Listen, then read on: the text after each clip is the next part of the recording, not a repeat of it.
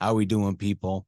Today, I have the incredible honor of sitting down and having a conversation with Maddi Lane.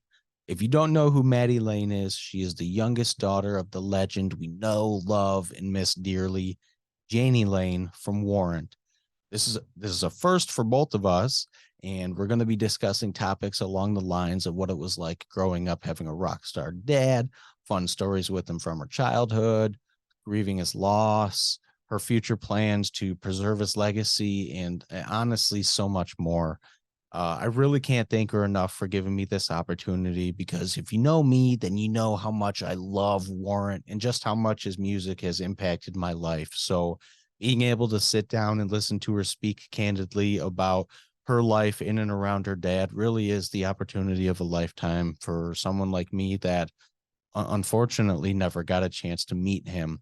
And so before we get into it, I'd like to mention that I'm not a journalist by any means whatsoever. I'm a fan, and this is something I care greatly about. So I hope you guys enjoyed this because I certainly will. I like the cherry pie poster behind you. And a lot of, okay, there's a bunch of Warren stuff behind you. There's those are the first three records. This one I had signed by Bobby at the tribute show. And Nice.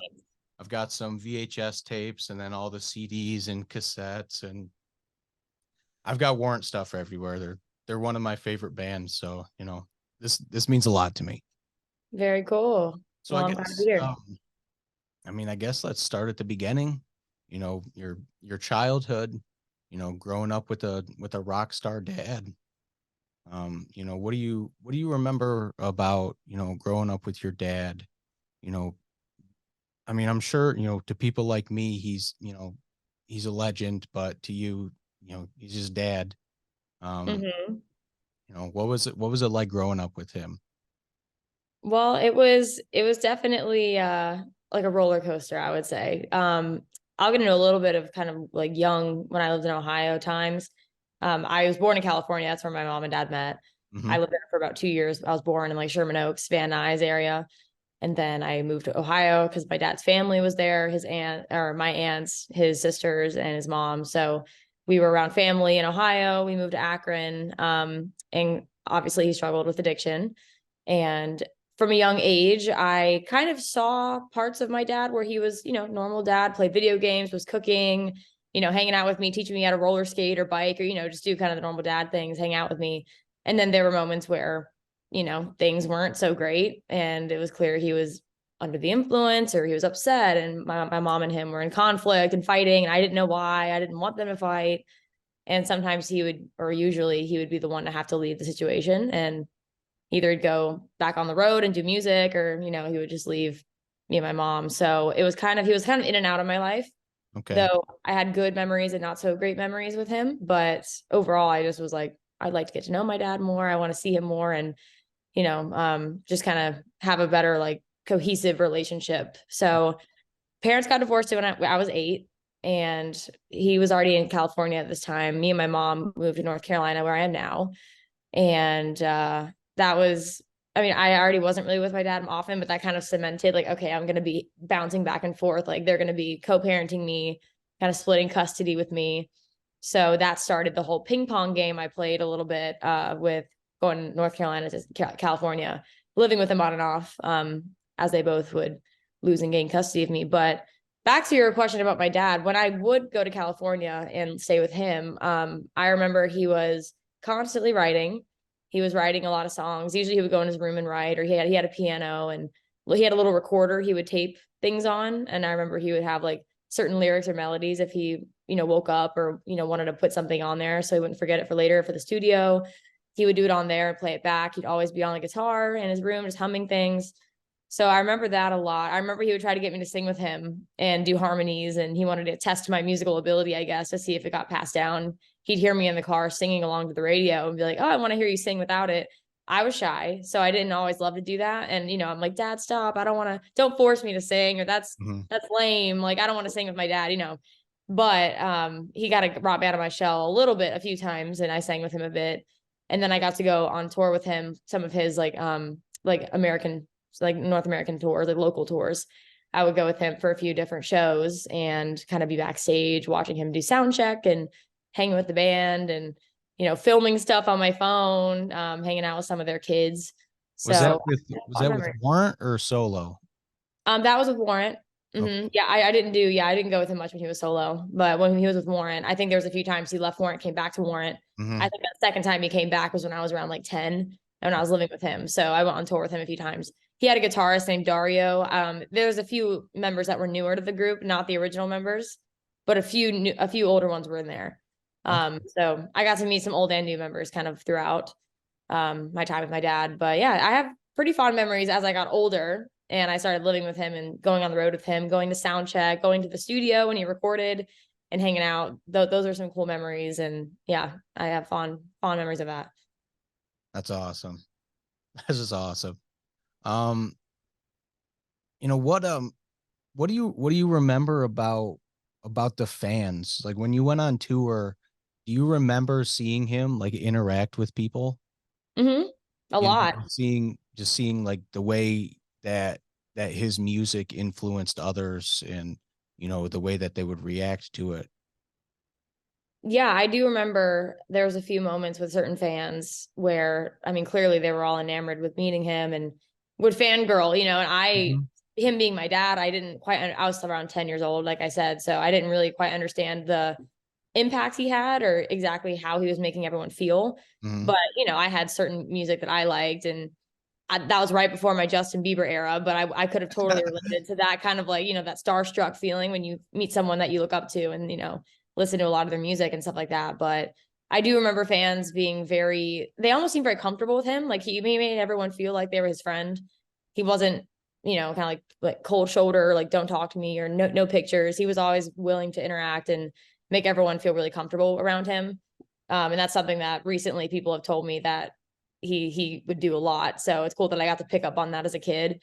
And I remember, although he was very warm and welcoming with fans, he didn't want me to get too involved with the fan interactions, or he didn't want me to be too much in the limelight or in pictures with them. He wanted to kind of keep my privacy and protect me a little bit. So he would take pictures without me in it usually. But sometimes at shows, people would want me to sign a t-shirt or take a picture. So he would let it happen every once in a while, but he didn't want it to be a regular thing and kind of put me on display. He wanted to keep me kind of protected. So, but yeah, I remember lots of cool fan interactions. Fans still message me to this day about Mhm. them meeting him back in 1989 at a bar. We did a Way show. before we were born. Right. And they took a shot together and then they met another time a few years later and they were like besties, I'm like, so my dad clearly knew how to like work the people and, make everyone feel like they were his friend. So I thought that was really cool. That's that's one of the things that I love about your dad is that I've never personally heard a bad story about him.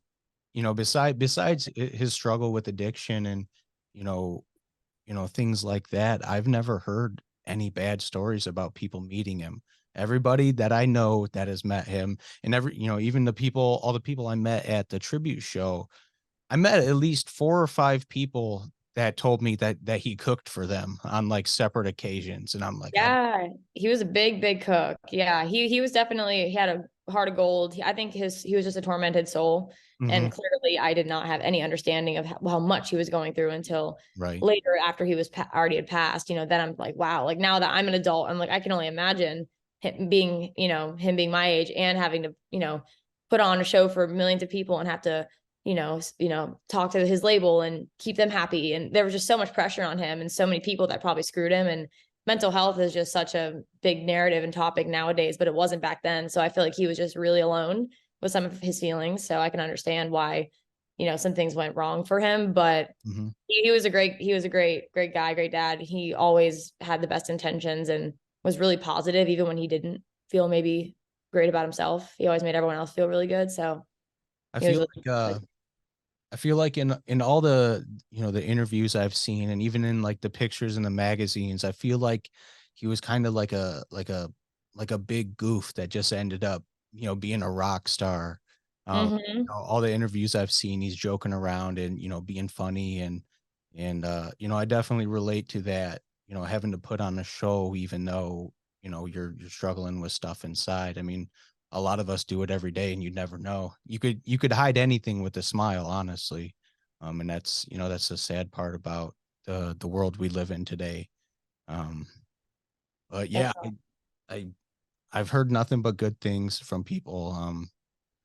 Um, how did you how did you find out that he passed away? Like what was that like? Because you already mentioned that, he was in and out of your life and you were doing ping pong with your mom and him, and he Mhm. was gone with tour a lot. How did that go down? So I actually had flown out to visit. So I was with my mom at this point. She had full Okay. custody of me, or partial, I guess. I was visiting my dad on holidays and over the summers and would live with my mom. And it was a summer, I think it was in like late July. I had gone to California to visit for my like summer visit. I did that a lot. He was with Kimberly at the time, his third wife, and she had a few daughters, two daughters that I would go hang out. I had friends out there. So it was, supposed to be a really fun just get together. We were going to go to like Knott's Berry Farm and ride roller coasters. Me and my dad loved to do that together.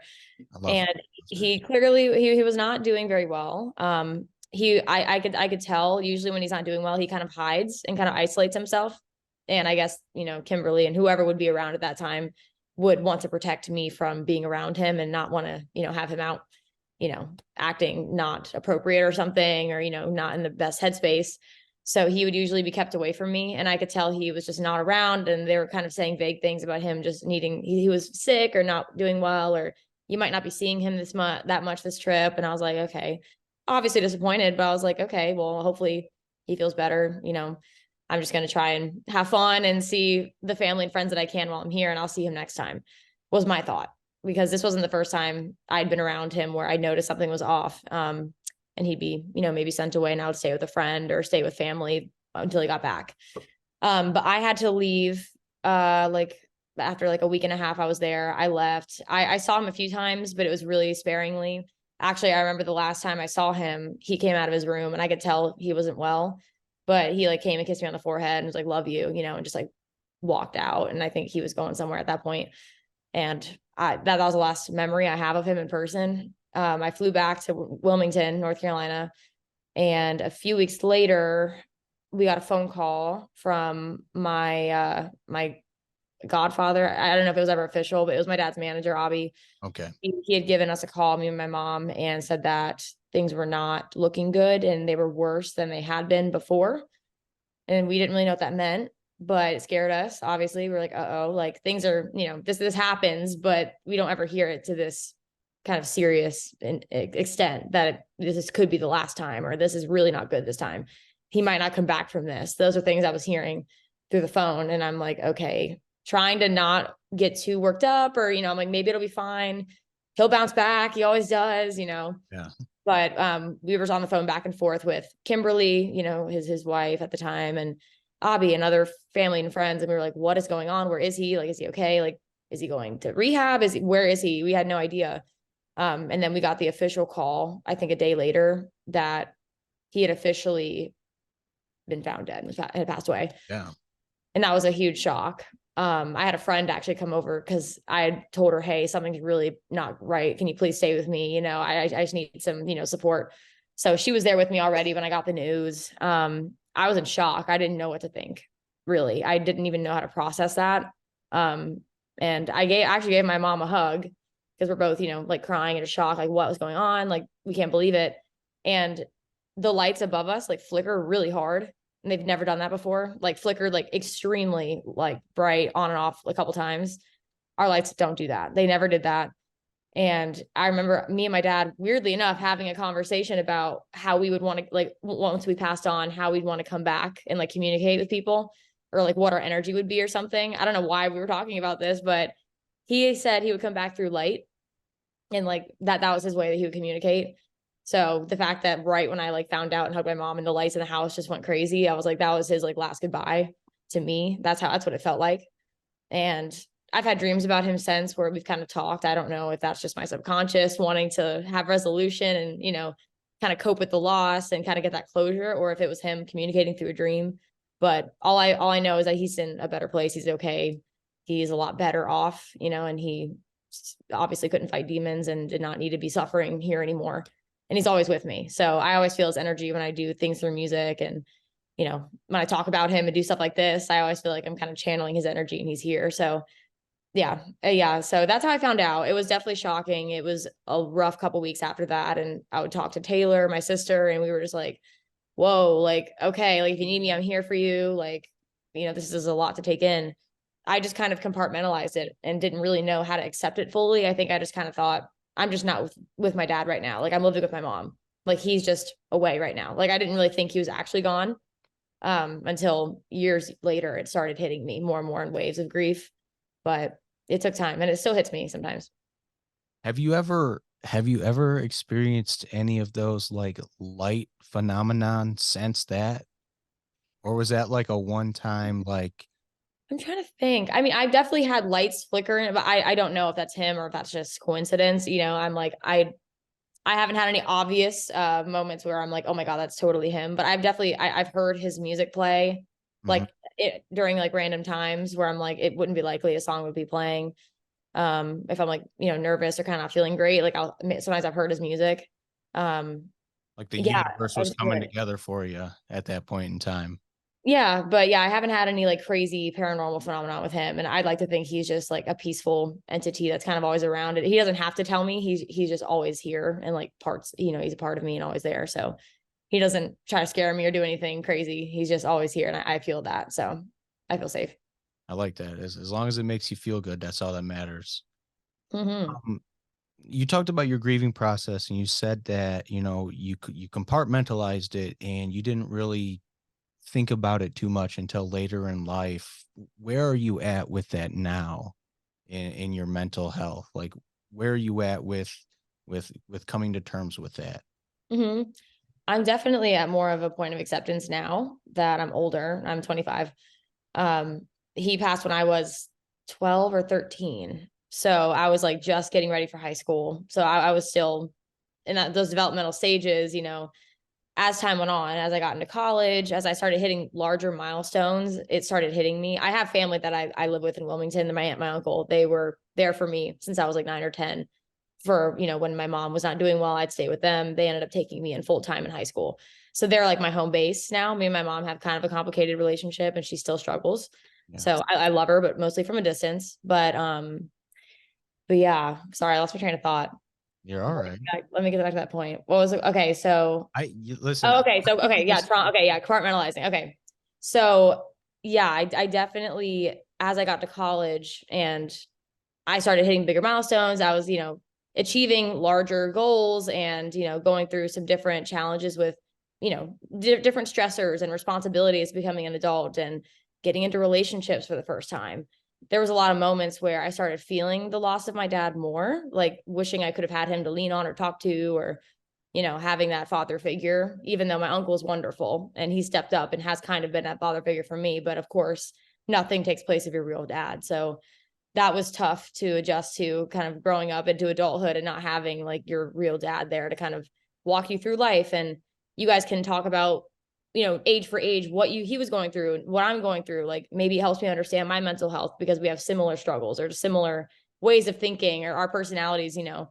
I didn't get to know him as well as I would have wanted to. So I felt at times a bit angry or robbed of that relationship, and just kind of resentful that I didn't get to have my dad for, you know, when I was old enough to like really appreciate his relationship or his presence and ask him advice and have deep conversation. You know, when I was young, it was very surface. It was him just trying to raise me and do the best he could.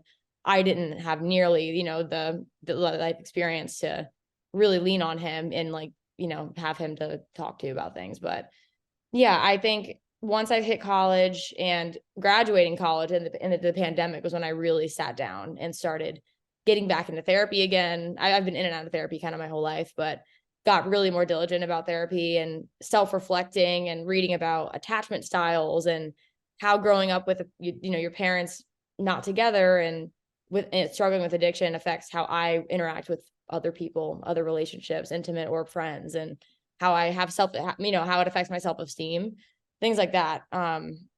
That's where I started to really dig in was a couple years ago. And I've been doing some like self-reflecting work over the past few years and it's been rough. It's opened up a lot of wounds I didn't know I had. a lot of stressors and, things about me I didn't want to face possibly that I finally have worked through. So I feel like I'm on kind of the other side when it comes to the grieving of that. But I'd be lying if I didn't say there were still days where I wasn't like bummed that I didn't have him around. Therapy, I can't stress enough how good therapy is for you. If you feel like you need it, I would suggest it to anybody. I've been doing it. I wish I did it sooner. I'm glad I did it now. But yeah, like you said, it opens up stuff that you didn't even know that needed to be opened up. And I've realized a lot about myself, and there's been a lot of hard pills to swallow, and a lot of progress has been made. And I'm glad that you've done that.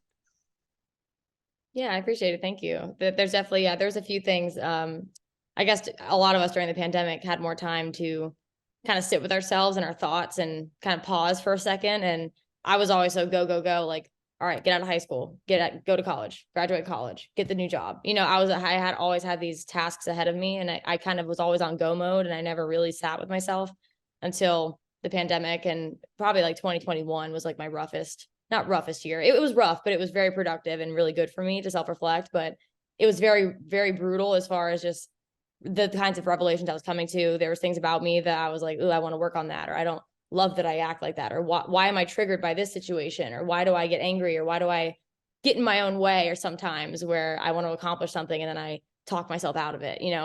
Why am I not letting myself maybe go forward on opportunities that other people think I can do, but I don't believe that I can do it. Things like that, where I was just getting in my own way a lot. I felt kind of stuck, and I was like, "Oh, like how can I get through this?" Kind of just a funk for a while. But after some time, therapy, friends, talking about it openly, honestly, and just even asking some family about my dad too, because I was like, genetically, I wonder what I'm predisposed to maybe struggling with, or what kinds of things I might want to look out for, or did dad have these similar issues, or did he have issues with some depression or anxiety, or did he have maybe forgetfulness tendencies, or like, I feel like I thought I had ADHD for a little bit. I don't know if I really do or not, but I had tendencies towards it. And I was like, did dad ever have things like that he was like struggling with too? And surprisingly, he kind of did in high school and growing up. So I was like, huh, it's interesting to piece it together. But I wish I could ask him directly, but it is cool that I had, resources to kind of work on me and put the pieces together a little bit, like rebrand myself and kind of figure out who I am, what I want as a person, not just for what I've been through, but like, who am I right now to this day? What do I want to do moving forward? And now I'm at a good point. So yeah, I feel like I'm at a good place now, but it comes and goes, you have good times, bad times in between. So Did you yeah. ever going through college, obviously, people party and people drink and people go out. Did you ever feel that you know, partying and drinking, did you ever feel like you may end up down the same road, struggling with alcoholism? Did you ever struggle with that at all? Or were you like, I've got influence to not be like this. I don't want to be like this. Or like anything like that. Yeah, I gratefully did not struggle with alcohol addiction at all, and still don't to this day. And like you said, I think it was because I was surrounded by it so much growing up. There was such like a stigma for me. I was like, I cannot, like, I'll do everything in my power to not let that, be something I depend on, or I let, take my life down a really dark path. So I did want to partake, and I did want to try it I didn't want to completely nix it or think, okay, just because my parents struggled with it, I can't do it. I was like, I kind of want to be my own person and see how I can tolerate it, see how I like it. And I wanted to just be a normal teenager and, experiment and have fun. So I would drink, but only socially. And there's been a few moments where I had to kind of check myself a little bit, but I think college, that culture of going out drinking, with your friends all the time, a lot of people would probably classify it as an alcoholic, at least for those 4 years. So there was moments where I had to kind of check myself. I was like, ooh, okay, let's make sure we're not leaning too much into, I want to feel better or like escape something, or I'm stressed, let me have a drink. It has to be like, let's go have fun and let's do it socially. Let's be responsible. Let's, pace ourselves. Let's make sure we know when to stop, and don't say yes to everything. Like, if you're not comfortable, like, leave. You don't have to stay and drink the whole time. Like, you can have a drink or two and be done. So I found strategies that worked for me, and thankfully my friends were on the same wavelength, and I never felt like I was too dependent on it or felt pressured to drink too much or that it, got in the way of my academics or my social life or anything like that. So I'm lucky and I still am able to partake and not have it be something that's, totally, overbearing on my mental. That's good. When you're when your dad passed away, they did a tribute show for him in LA at the Key Club. Did you guys have any part of that? Or Um, I didn't. okay. There was actually a lot that went down. I was really young when he passed away, so I was still in high school going to college. So a lot of that I was not involved in, unfortunately. Like I would have wanted to be. Like if this would have happened later in life, like I was my age now and he just Mhm. passed, I would of course be more involved as an adult. But I was not involved in a lot. I knew about it and I appreciated everyone, putting things together in his honor and doing tribute shows and I was, he had a celebration of life that I went to in Malibu, and that was the last thing I went to in LA. And I think it's the last time I've been to California, or maybe one of the like second to last times. I haven't been there in a while, but yeah, there's been a few events where I hear about them or I see them on Facebook, and I'm like, oh wow, like I didn't know about it, but I think it's cool. And people that knew him really well, or my aunts or other family that I don't talk to every day or anything, they help be a part of that and run it. And I think it's really cool. I remember I remember when we talked a couple weeks ago, obviously I'm a collector. I'm curious about his stuff. You mentioned that when he passed, you guys didn't have anything to do with what happened to anything that he had. And it's pretty much just out there. Yeah, it's People have scattered it. around. Yeah, it's scattered around a bit. My like I know my mom had a few like I think she has one of the cherry pie records. Hmm. My uncle Rick has a couple guitars, I think. Some of my aunts have like photo albums and probably different pieces of clothing of his. I mean, it is kind of all over the place. I have Heaven, like the plaque for Heaven in my room, The which gold single, yep. so that's really cool. I'm glad I do have a few things of his, but I would like to have more. Again, I think grieving the loss of him and kind of feeling like I had two separate lives. I went from, growing up with my parents and kind of my dad being a rock star, my mom, was a model and then, was more just a stay at home for me and everything. But I felt like I had that life in Ohio and North Carolina. And then when I moved in with my aunt and uncle and my dad passed, I kind of like felt like I was reborn again or something, or I was starting a new version of my life, like Maddi 2.0. And at that point, I wasn't really focused so much on my dad or like, I want to get all the stuff. I want to, I almost was like, I kind of want to just be a normal kid and not like, you know, weigh on that too much or be bogged down by it. Or like, it made more sense for me to just kind of compartmentalize it away for a while. But as I've gotten older and now I'm like, okay, I'm actually genuinely interested in where all of this stuff is and, making sure settlements were done properly. And, I want to be more involved with tribute concerts. And I actually went to one and, that's where we saw each other. So Yes. I'm trying to get more involved as the years go on and I'm older and I have more connections and I've networked more with some of his family and friends. Before we get into that tribute show, I'd like to ask you, Mm-hmm. is there anything specifically that you'd like to have of his? Hmm. There, I mean, I would love to have, and I can talk to my mom. She probably has it unless she sold it, which I hope she didn't. But the cherry pie plaque would be really cool to hang in my house one day. Yeah. I think that'd be really awesome to show people. Um, and there is a guitar. I don't know where it is. It's an Uncle Tom's Cabin guitar. It's like a blue guitar with that like kind of background. That's my favorite song. I It's love all Uncle yeah, Tom's Cabin. yeah, great song. And there was a guitar that had like a painting of like the lake that they were on, or like the swampy background with stars. It was really cool. It almost looked like Starry Night kind of, but I feel like I've seen this somewhere. yeah, it's a blue guitar. It has really great detailing on it. And I remember seeing it in my basement when we lived in Ohio and he would play it sometimes. And I thought it was always so cool. And I don't know where it is now.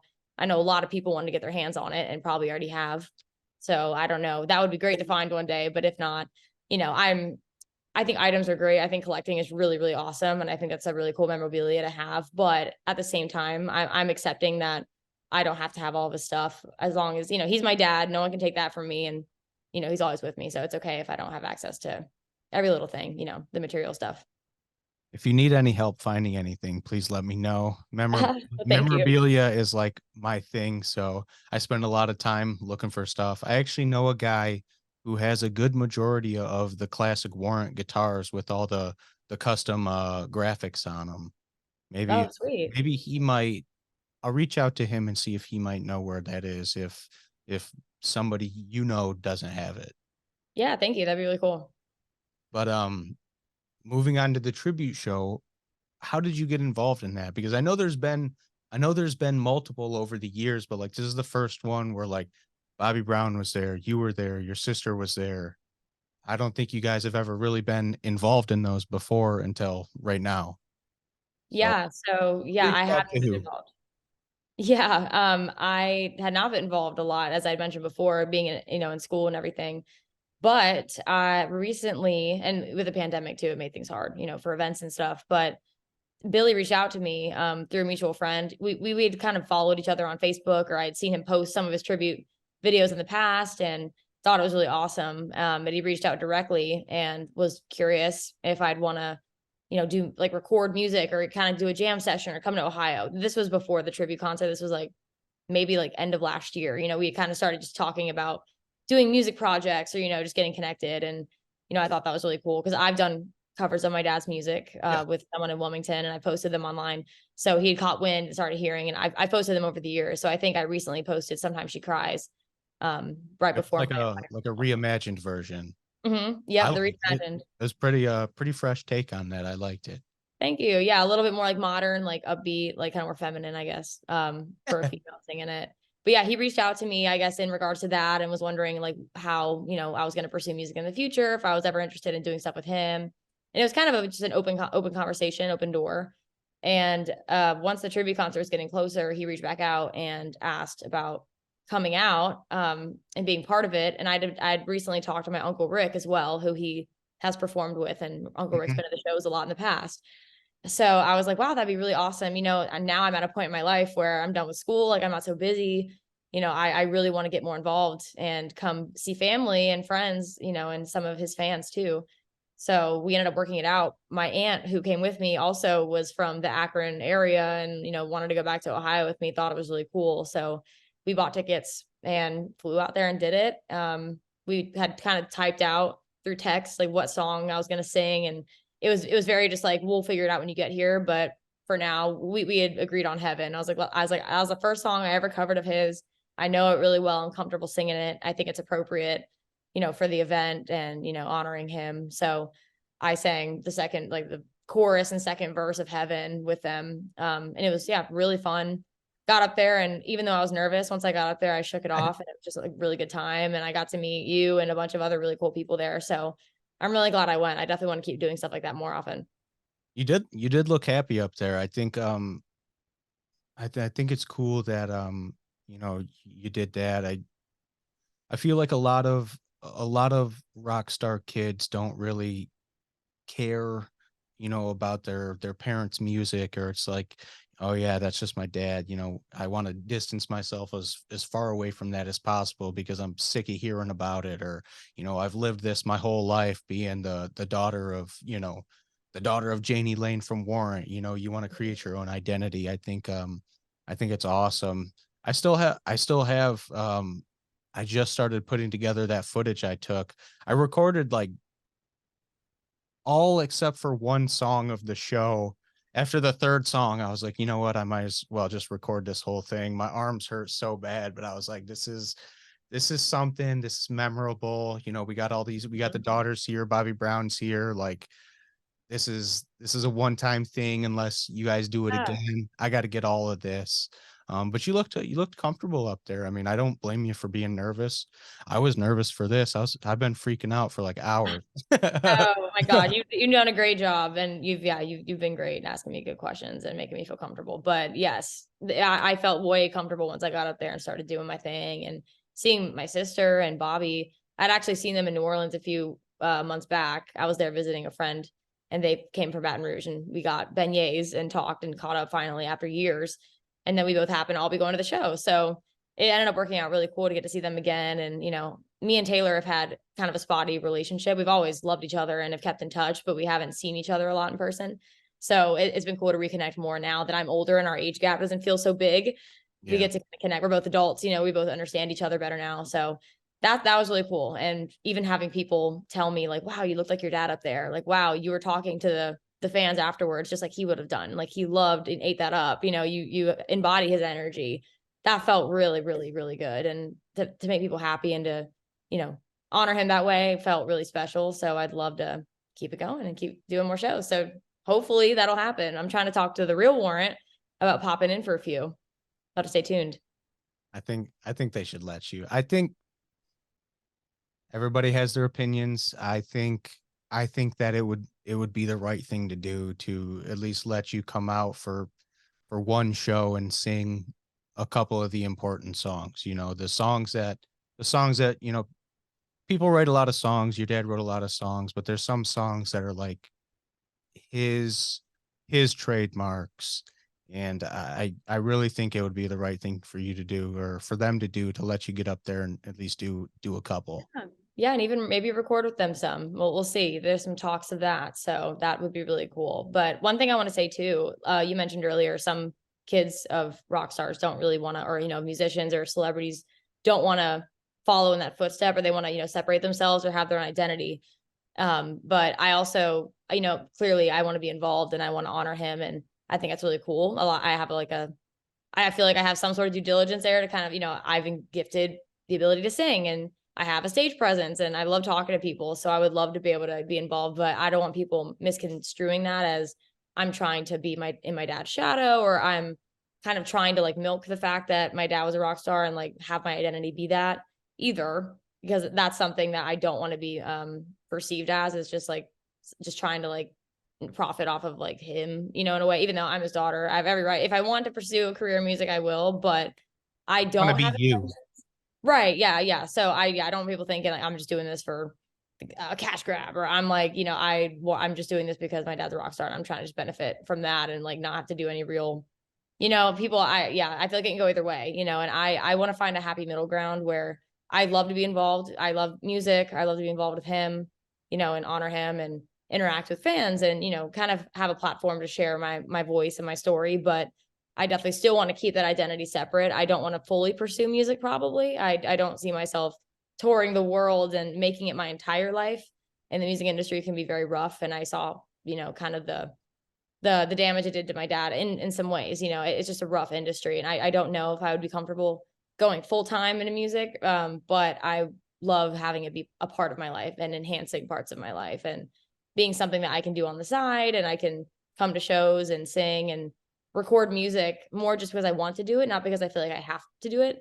Mhm. So just to put that out there, that's kind of where I'm coming from. I know people are like, why aren't you going all out in the music? And some people are like, oh, like just another kid trying to live up to their parent. And I'm like, I want to be in the middle somewhere and just enjoy it. I'm not trying to do it for any specific reason. It's just for fun.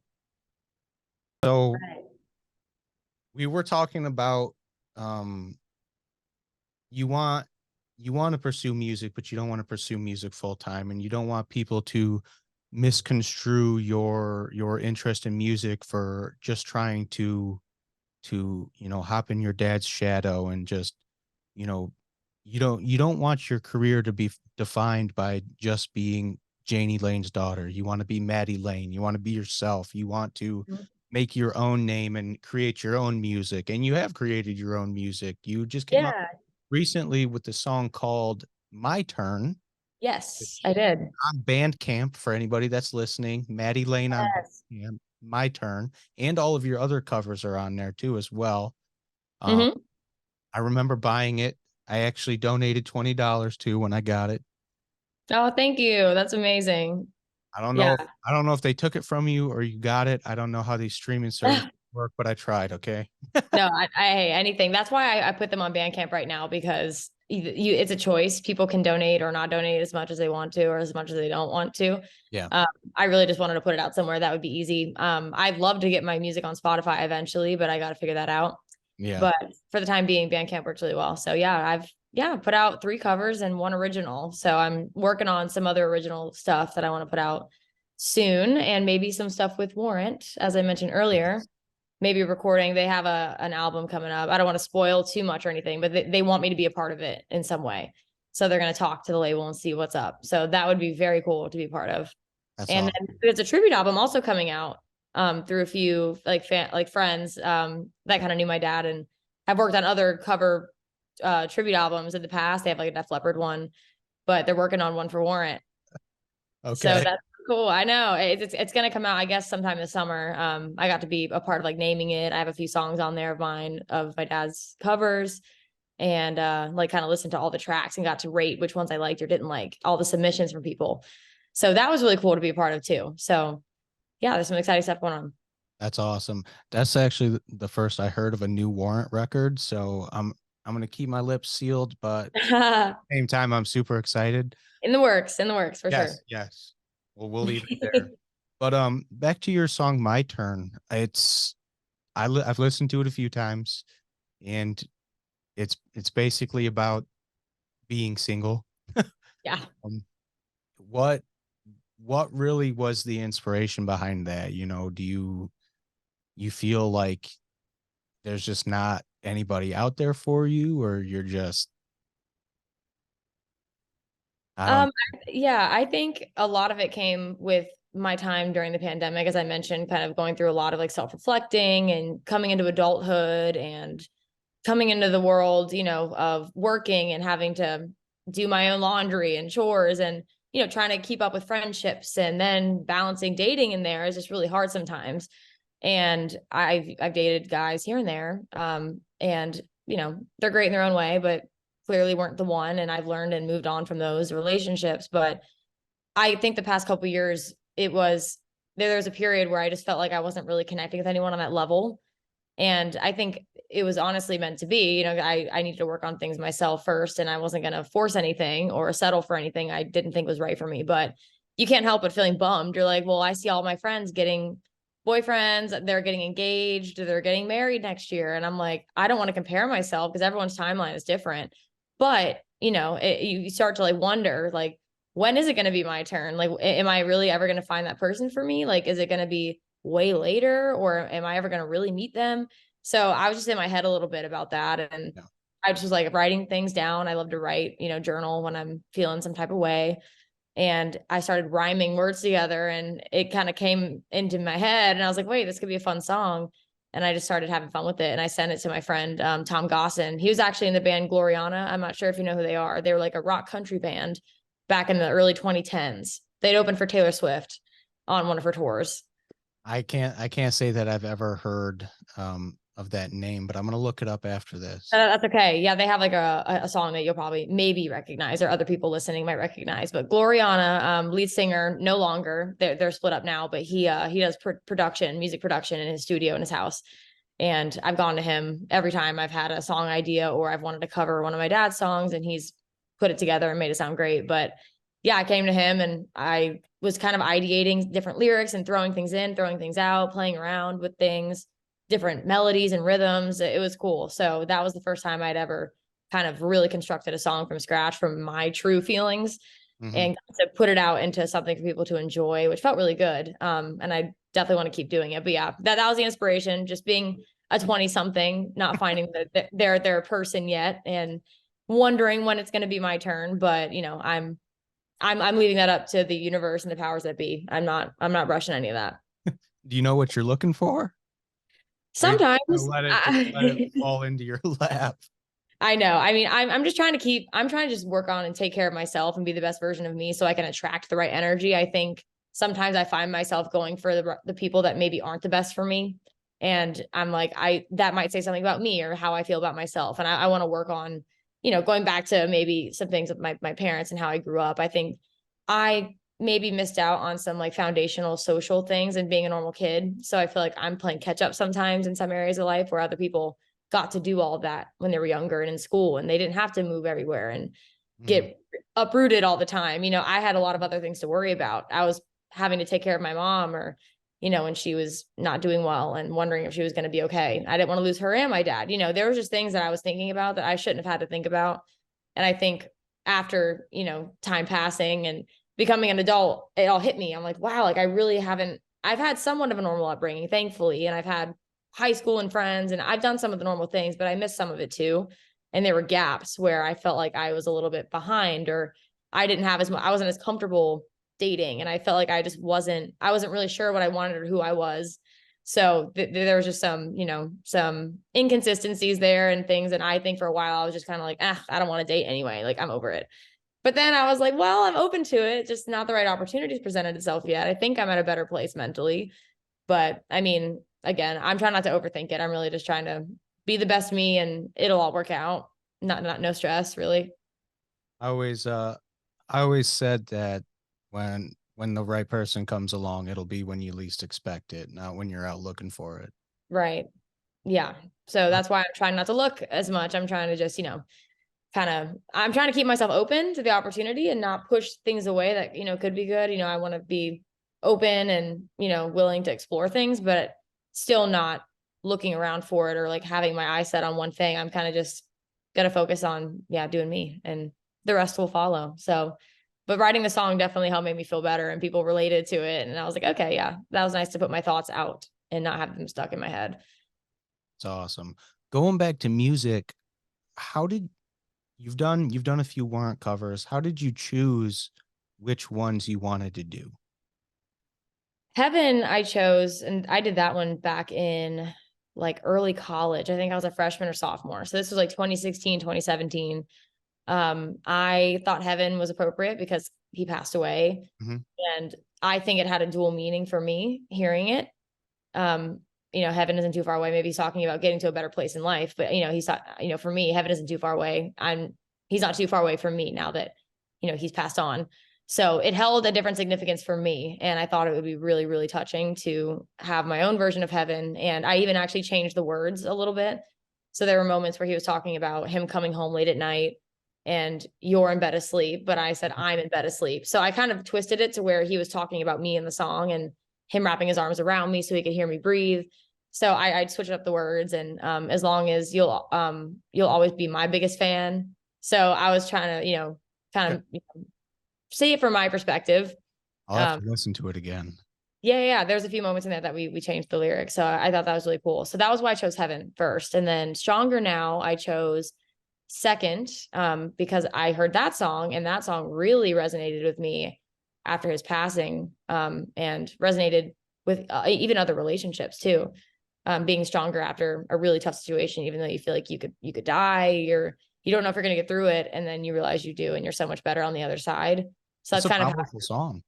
very powerful. And I just, yeah, I love it. It's so simple, yet so impactful and so raw and honest. So I definitely felt the urge to record a cover of it. And that was actually during the pandemic. I was going to perform that for my graduation and the pandemic happened and I couldn't do it live. So I put the song out and I made sure all the proceeds went to, it was like a North Carolina food bank for like packing lunches for kids who didn't have school lunch provided anymore because they weren't going to school.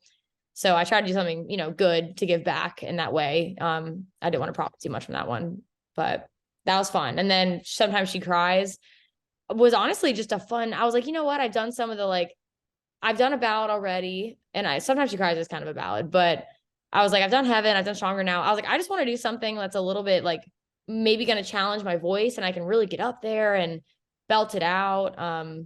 You know, sometimes She Cries. I mean, I'm like, yeah, like I do cry. And I've, you know, I've had my fair share of hard times and emotions. And again, I could relate to it. So I felt like I could sing it from the heart. Just a really powerful song, really fun to sing. So I chose that one as my third. And I definitely like to do more of those. So I'm still deciding on a few different songs right now that I want to get back in the studio and record. Any you think you could share maybe a couple of those you're thinking of? Sure. I think Blind Faith would be a great one to do.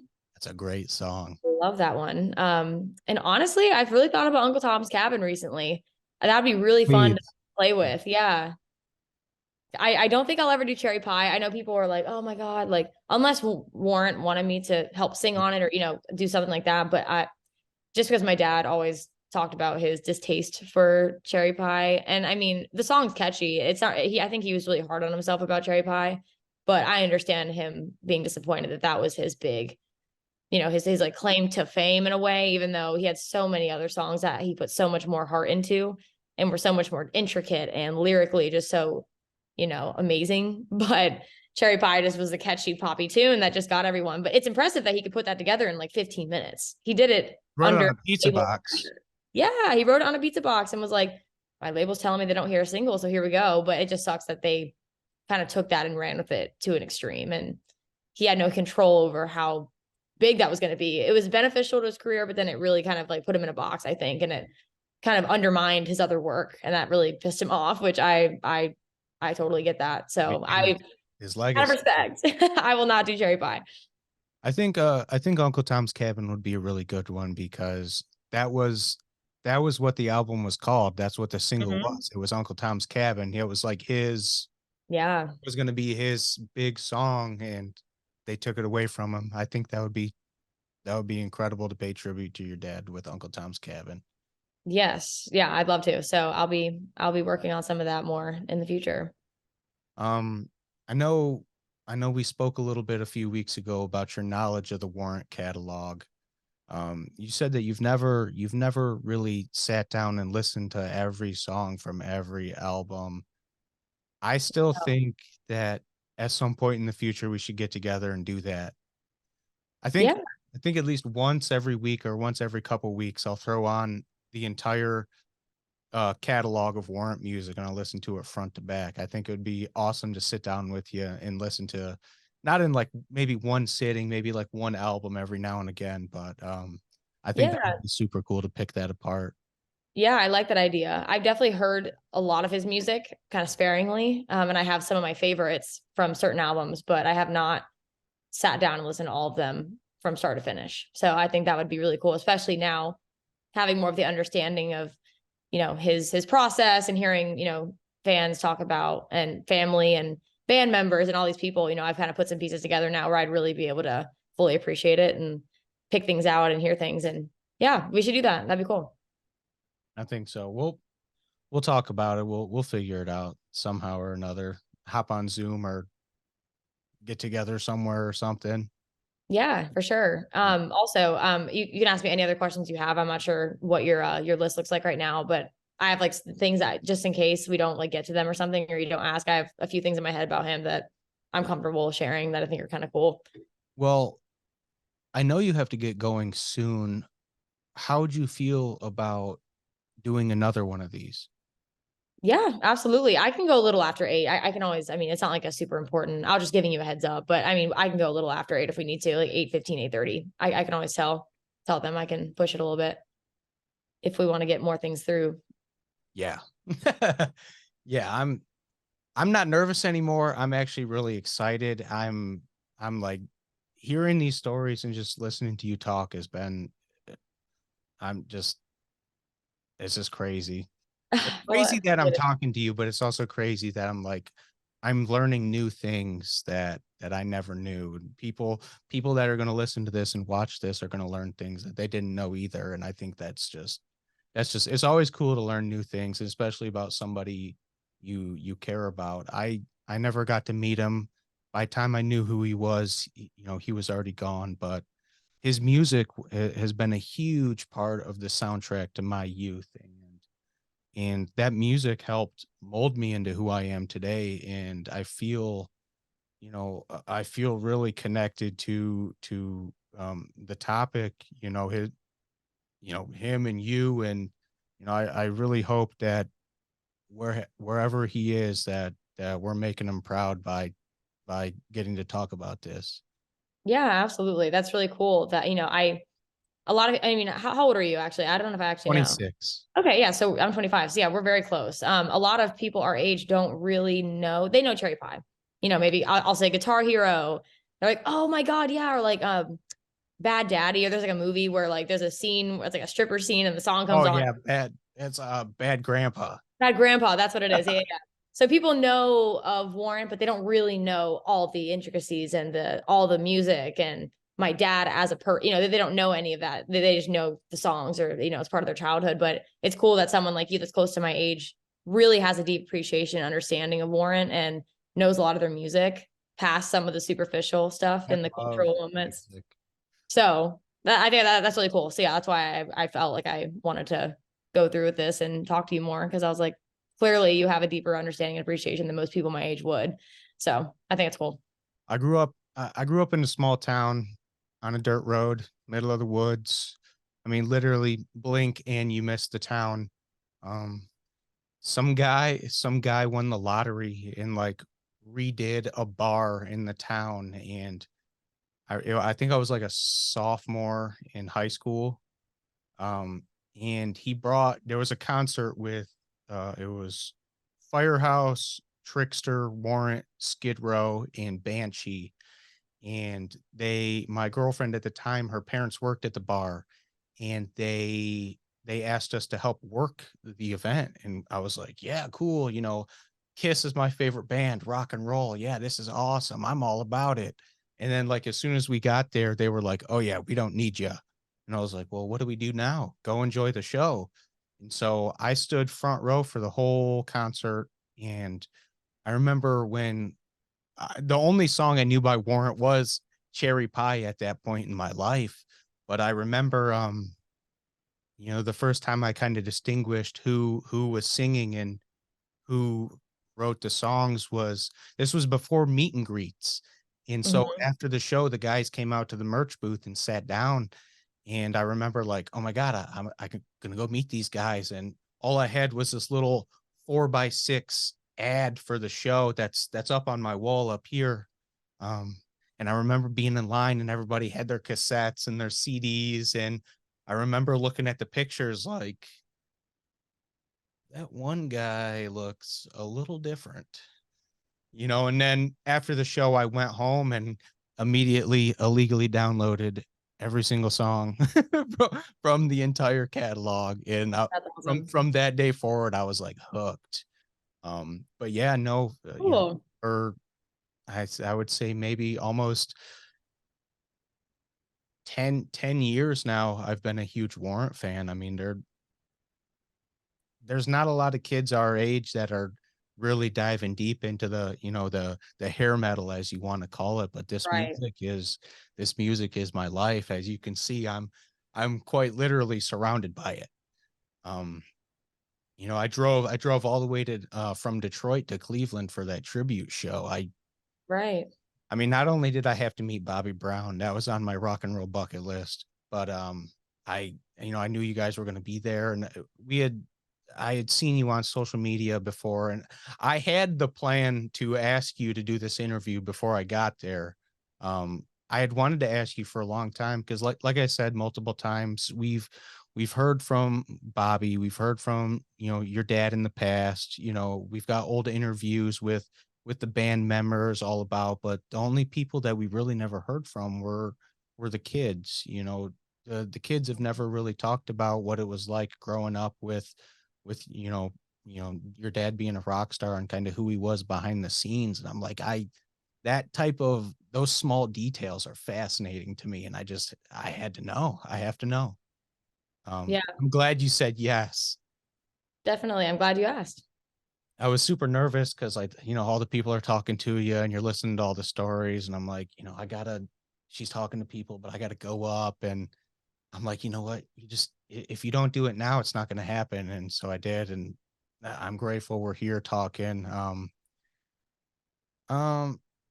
for the most part, I think we covered, I wanted to ask you, how did music come into your life with no outside influence? Like, outside of Warrant and your dad, when did you discover music and what was that? Hmm.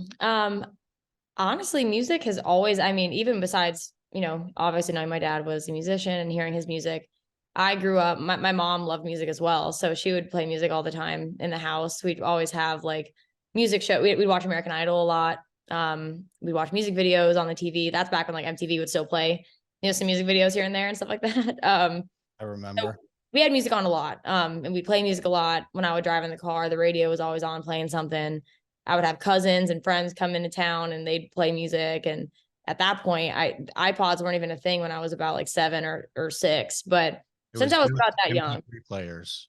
yeah, like a CD player or something. I would actually play music on my PlayStation. I would put CDs in the PlayStation and it would play music. So that's how I got into music. I liked Maroon 5 and Avril Lavigne. Those were like my two like favorites when I was younger. Yeah, that's kind of how that was like my first memories of like really liking music and like playing it to listen to it and enjoy it myself. my dad loved that I loved Avril just because, rocker chick. He actually ran into Pink as well in an airport one time and got her to sign my CD player and gave it to me. And You still I have still it? have it. Yeah, I have it. That's So awesome. that was really cool. Yeah, music's always been a part of my life and I've always really loved it. I've had an affinity for music. I've loved to sing, just not in front of people all the time, but I've loved to like sing along to music and enjoy it. And then as I got older, I definitely got into, more of the like fun, like upbeat pop music and, some hip hop was starting to get really popular for me. And that was like my middle school, kind of turning into a teenager era and kind of feeling rebellious. I like listening to like, the hip hop. My dad did not love hip hop. He, That was my next he, question. yeah, I mean, he didn't like hate it. I mean, he probably likes more of the old school, like 2000s hip hop. But then as it got more of the 2010s, like, I don't even know, like Akon and like some of the other artists that became really popular. He just was like, I don't understand, or it's really provocative and profane. But I'm like, Dad, you wrote Cherry Pie. Like, come on now. But he just didn't love how kind of derogatory it was sometimes. And it was just so different from rock and roll. And he wanted me to be like a true like metalhead or rock, rocker. But I was like, Dad, just because I like hip hop doesn't mean I don't appreciate rock music. I still love rock music and I love a lot of those artists too. Like, I mean, I love like Weezer, Foo Fighters are really cool. Muse is awesome. There's a lot of artists like I love like that, and he loved them too. But then I would put on like Eminem or something, and he'd be like, "What is going on?" I just have an eclectic taste, and he didn't quite understand that or approve. Then I loved Justin Bieber. That was like my first like fangirl moment where I started to really obsess over a celebrity or a musician. Kind of made me understand how people felt about my dad. I was like starstruck. He was like my everything, and he would kind of poke fun at me about that. And he didn't love Justin Bieber. He would like pretend, we went to the movies. He had his movie out called Never Say Never. And we went and saw it. And there was a cutout of Justin Bieber. And there was a picture somewhere. My dad's I like putting I his haven't. hand around it of his neck. He's like pretending to choke Justin Bieber out because he's like, why do you have a chokehold on my daughter so much? Because he probably was like, she needs to appreciate real music, and like I understand he was mostly joking, it was lighthearted, but it was just very funny. He didn't always love the music I love. That's okay. I do have to say a lot of us boys hated Justin Bieber when we were younger, when he was like Mhm. really popular. But I'd be lying if I said almost every one of us in school had the swoop. Yeah, right. Almost every single one of us had it. And I remember my grandma, she at that time, I don't know what happened, but she got into like Lady Gaga and like stuff like that. She Hmm. would tell me all the time, "You look like Justin Bieber," and I'd be like, "Shut up! I'm a rock and roller. I don't like Justin Bieber." Um, but yeah, every single one of us had the same haircut.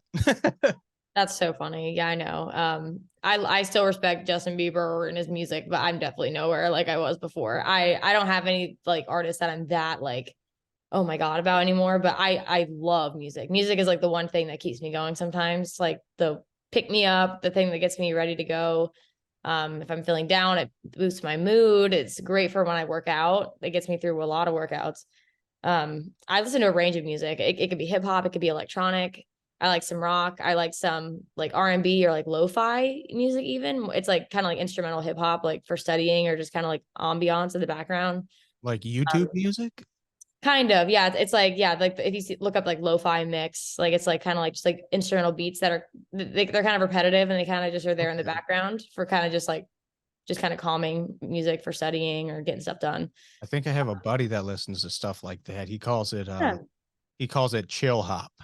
Yeah, chill hop. Yeah, that's another word Oh, for it. wow. Yeah. So that stuff it's nice. I mean, like I did chorus growing up, so I love some choral and classical music even sometimes. That's Okay. not maybe what I throw on in the car if I'm with friends or something, but on my own, I like to listen to some stuff like that too. So it ranges. It's all over the place. Did you ever get to see Justin Bieber?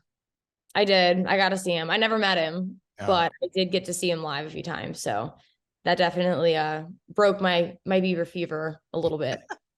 But yeah, never met him, but that's okay. He's got Haley Bieber now. He's all good.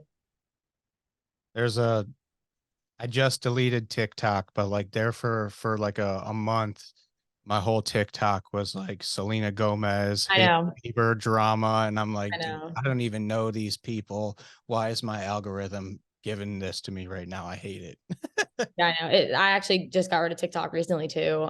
Oh my Yeah, God. I have a love-hate relationship with social media. I think it's fun to post on there and, to talk with friends, but I catch myself either I'm seeing stuff like that where I'm like, this is just junk. I don't really care. Or I'm scrolling or I'm like comparing myself and I'm like stuck on there, like wondering why I'm not doing that. And I'm like, well, that's not a good attitude. That's not a good mindset. Then I'm constantly feeling like I'm not doing enough or like comparing myself to other creators or why are they doing music and I'm not like and I'm like okay I need to get off of here. I'm getting in a weird like mind vortex right now. I need to go out into the world, go on a walk, go talk to somebody, focus on me. So I try to stay off socials like during the week and stuff, and I'll maybe download stuff on the weekend if I want to interact and post. But I did the want to ask you about that. Social media, are you trying to like move towards the maybe a little bit of the influencer route? Because I know you like photo shoots and taking pictures and posting pictures, and I've seen Mhm, you post like some fitness routines like every now and again. Is that mhm. something that you're trying to move towards, or just you like posting? I've dabbled in the influencer stuff. I know there's like a weird stigma around that, and people kind of, think it's like kind of like lame or they're like, you're promoting yourself, like you're not really doing anything. Like, I don't want to be like one of your typical influencers that literally just like poses for a picture with products they don't care about. Like, I don't want to be disingenuous or anything like that. And again, I don't want it to be like a whole career path or something, but I do enjoy posting, maybe some workout routines here and there. I like to post fun content that I've shot with friends who are photographers. I like modeling. I like doing either like branded photo shoots, like with like a brand. Maybe they need a face to put with a product or something that's kind of cool like that. Or like posting my music or posting a cool experience. Or I like putting video edits together sometimes. So I'll do that. Like I did that vlog for the tribute concert. That was fun. Yeah, I I did an love interview that. series a few years ago. I did an interview series with some athletes from UNC. Pandemic kind of got in the way of that, and it was a lot of Zoom stuff. So I just kind of lost interest. Like I wanted to be in person with people, but I want to get back into doing more. I think what I really want to do is kind of have like my own like video series online or talk and do interviews, kind of like this with other people. I'd love to talk with like children of celebrities or rock stars similar to me, and where are they all at right now? How have they handled the fame, and are they trying to follow in their footsteps? Are they trying to completely do their own thing? Have they lost the parent? Are they still in their life? Mhm. I would love to do a series like that. I'm going back to school for media and communications in the fall, so I'm trying to go in that direction and maybe do some more like video content or be on camera more and do some like maybe even like series or commercial work, branded work. But yeah, I wouldn't say influencer, I guess. But if I influence people and I Right. inspire, then I'm like, all right, I want to create content in some form, but still figuring out what that niche is or what I want to do. That's where I'm at. That's kind of where I started this all at. It was, I'm surrounded by music. I collect music. I have an abundance of music, but what is all this if I'm not sharing it with other people? I can't be the only one that enjoys this, you know what I mean? Mm-hmm. I can't be the only one that collects, and so I I worked out of the country for a while, and I was making good money, and I just kept ordering packages and packages and packages. I had like 20 packages at a time, waiting for me when I got home, and I was like, what if I did like an unboxing video? I People like unboxing videos. There's kids out there making millions of dollars unboxing toys. I mean, who's to say I can't do that? So Right. I started, unboxing memorabilia. I mean, it doesn't matter if I have a big following or a small following. I'm just getting started, but I enjoy it, and it feels good to put myself out there like that. And I've met a lot of cool people through music. Here I Yeah. am talking to you. And it just I think it's cool to put yourself out there. Yeah, that's something that I've struggled with a little bit was not doing things just because I just genuinely wanted to put myself out there and connect with people, which I love doing. But I think what stopped me was the perception that I have to have a following or I have to have a certain amount of likes or comments or followers or engagement with my posts for it to matter. So I mean, I've had so many ideas of things I've wanted to post and put out there. And, and then I'm like, well, I don't have all that many followers, or if I put it out and no one really cares, like, I get in my head and I'll like stop myself from doing it, or I'll kind of shoot down my ideas. Cause I'm like, what if they don't take off? But I'm like, that's not really the point. Like the point is to do something because you feel like you're passionate about it. You want to share it with people, and like the right people are going to see it. You don't have to have a million views on it. Like we have such a warped perception of what success is now online. If 100 people like came and watched you do something in person, you would be amazed. Even like 50 people. But then we see 100 views online and we're like, that's nothing. Like you need 100K or more. And it's like, that's insane. Like the virality factor of thinking that that's what we have to achieve to like be seen or be relevant online and be successful is just crazy. So I've tried to like keep that perspective. That's why I'm off social media sometimes. I'm like, I need to be doing stuff more in person, and just, if I want to do something, I'm going to do it. I don't need to be comparing or like having this metric of what I think what success should look like for me. Cause then it just like kind of makes you feel like discouraged, or it kind of just like makes you feel like crap, I'm like, it can be a little bit debilitating. So Well, yeah, I understand that. social media is also like extremely toxic. Definitely. Yeah. So Extremely I'm toxic. glad you can relate for sure. I know we have like a couple minutes left. There's just a few funny things that I wanted to make sure I say. I don't want to forget to say them Yes, please about, talk yeah. about what you want to talk about. I'm here to listen to you. Yeah. Just some funny things, just like what I remember about my dad, like childhood stuff. I mentioned this earlier, but we loved going to Six Flags together in LA. We loved to go ride roller coasters together. That was like our favorite thing to do. He would take me roller skating a lot. He didn't teach me how to roller skate, but he was there when I was learning, and I did it a lot growing up. And that was like another favorite pastime. He would take me to the roller rink and film me and make little videos. There's stuff online. If you look some up, there's videos of him filming me. He loved doing home videos. Um, there was a song he would sing in the car whenever he saw a fire truck, which is so random, but this was like a really funny memory. He would all like, it was something he knew it would kind of embarrass me, but it was always funny. Whenever he saw a fire truck, he would sing the sexy fireman song. And I don't know where it came from. I don't know why he started doing it, but he would just kind of get all like dorky and like start singing it and be like, they put the fire out, all the stuff. It was just funny. And that's just something like whenever I'm like down, or I think I miss him, and I'm like, I wish he was here. Like I just am grateful that I had like fun little moments like with my dad like that, where he was just goofy. And we could go, he'd pick me up from school. We'd go to the store together. We'd go get food together. He'd come home and make his favorite dish, Mexican lasagna. I don't know if you've known about that or seen that online. I think Bobby's I posted it don't a know few what that times. is.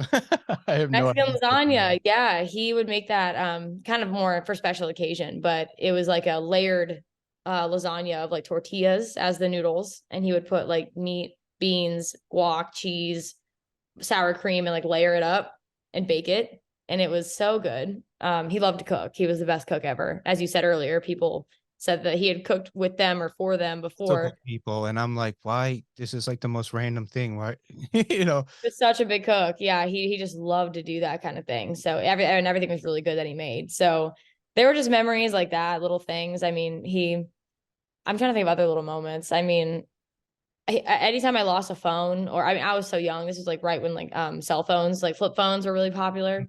And I was like seventh grade, sixth grade, whatever. And every time I would lose a phone or break a phone, he would always be there to get me a new one. And he really did. I mean, he wasn't perfect, but he really did his best, and he always treated me really well, and always let me know he loved me, and tried to be there for me and have fun with me and make sure I had as much of a fun childhood as I could with him. We got to do some fun stuff together, and go to the pool together. There's just like little moments, like just even riding around with him in the car. He was sometimes, I told you this last time, but he would play me demos of his music when he was working on songs. And I was like old enough to kind of be like giving him feedback and like, oh, I like that. Or, oh, where's it going to go? Or what's the song about? And there's a song he actually would play a lot called Changes, or that was what he called it at the time, Changes. It was said a lot in the chorus, but that was a really catchy song and I loved it. And I always asked him to play that one specifically when he would pick me up from school, and he would be at the studio and be like, this is how much more work we've done. Here's the progress. He'd play it. And I was so excited about it. And then I don't know if something, he was with Saints of the Underground at that time. That was his like Okay. outside of Warrant kind of group he was with. And that didn't last too long, but they did have an EP or album together. It's on Spotify, but Changes didn't make it. And I wanted to hear it so badly. And then it just never happened. And then I moved back with my mom and, I lost track of it. There was a demo of it on a computer with one of my friends from California, but now it's gone. The computer got destroyed or something. So I know the song in my head, kind of. I remember parts of it, and I would love to be able to record that song now from what I remember and kind of put my twist on it and like bring it to the world, because I feel like everyone needs to hear it. Have you ever tried to reach out to the other guys in the band? A lot of those guys still have that stuff. I haven't. I probably should. Yeah, That's I just the never. collector in me. Just like I know that's a good every idea. possible option. Yeah, I didn't think about them having it because I'm pretty sure he was with them at the time when he was recording that. So they must or they might. That's a good idea to There's only try. one way to find out. Yeah, maybe I can try reaching out to them. Yeah, I'm surprised I haven't tried that before. They haven't reached out to me, but I guess that was kind of a short-lived thing that they had. And I only met them like maybe once. But yeah, we'll see. If I can find it, that would be amazing. I would love to cover that or even help release it for fans to hear it because it was really cool. I'll keep my eyes peeled. I'm gonna look for it after this. Because now I'm curious. Yeah, there's probably a lot of demos of his that I've never heard or maybe heard snippets of that are out there that I'd love to hear. But yeah, we'll have to do some research. Yeah, so we got about a minute left. Really, I would just like to say thank you. Thank you for this opportunity. Thank you for giving me the time of day. Yeah, no worries. Thank you for making this really fun and allowing me to open up and tell my story and caring to hear it. That's always nice. I do though. I love this. I definitely don't want this to be the last time we talk. I think there's probably a lot, that was left unsaid that you probably want to say. Um, I think we should get together here soon, when you have time, and do it again. I think we should do it again. At some point in time, we should get together. Teach me how to make Mexican lasagna. Yeah, I haven't made it either. I've seen recipes for it and I have not tried it myself. So that would be really, really cool. But let's definitely listen to some of the albums too. We can find a time. That'd be Okay. really fun. Well, Maddie, thank you for your time. It was a pleasure Yeah. talking to you. Thanks, Jordan. And I'll, I guess, keep in touch. Yeah, for sure. We will do this again. All right. Have a good night. Bye. All right. Bye. Wow. Uh, how cool was that? Not only did I make a new friend and learn about her life, but I learned so much about somebody that I've admired since I was a kid. I mean, I discovered Warrant in 2012. It's been a little over 10 years that I've been listening to their music nonstop. Um, and then let's be real here. A lot of those stories that, she told have never been shared publicly. So this is like a world premiere of that information, of sorts. Um, Words really cannot describe how grateful I am to have had this opportunity, and this conversation has now already opened so many doors for future conversation with her. I already have so many new questions just based on what we talked about, and I definitely want to give her more time to share and talk about the happy little memories that mean a lot to her, that we started talking about at the tail end of the conversation. I feel bad that we had to cram that in at the end. There was a lot we didn't get a chance to talk to because of time constraint, but you know what? That's okay. I'm grateful for the time I had. I'm so grateful for the time we had, and that just leaves more for next time. Um, and I'm so excited that potentially in the future we'll get to sit down and pick apart the music. I mean, anytime I get to listen to Warrant is a great time, but I think sitting down with her and listening track by track, album by album would really mean, or really bring a whole new meaning to the music. Um, and I would just like to say to Maddie that I really hope that you enjoyed yourself. And I really hope that sharing your story sheds a new light on who you are and who your dad was. And honestly, I hope that we made him proud today by sharing your story. Um, and if this takes off, I really hope that people come flooding to your band camp to check out your music. You've got an incredible voice, and I think you have a gift. I think you have a gift, and we've just scratched the surface of that gift. Um, Guys, please, I have never asked for this before, but if you enjoyed this, please give it a like, leave a comment. Honestly, I would love to receive some comments on this. I would love to get feedback from anybody and everybody about this. If you met Jani Lane, I want to hear about it. If you met Maddi, I want to hear about it. If you met Warrant, I want to hear about it. If you have stuff that you're curious about her life or her childhood or growing up with her dad being Jani Lane, put it in the comments. Who knows? We might talk about it next time. I would just love to hear from people. I love hearing from people. And if you can share it, I would love for as many people as possible to see this. This is a great story, and this was a great conversation. And I think I think a lot of people will really enjoy it if they like Warrant and appreciate Jani Lane. Um, and if you subscribe to the channel, that would mean the world to me. This is definitely not the last of this for me, and this is definitely not the last collaboration I'll do with Maddi. I definitely think there's going to be a lot of cool stuff in the future coming from this new friendship. And as always, I always try to make a point at the end of my videos to say how much I appreciate everyone that's been here since I started this journey. And I'd like to say thank you and welcome to everyone that's just joining this journey.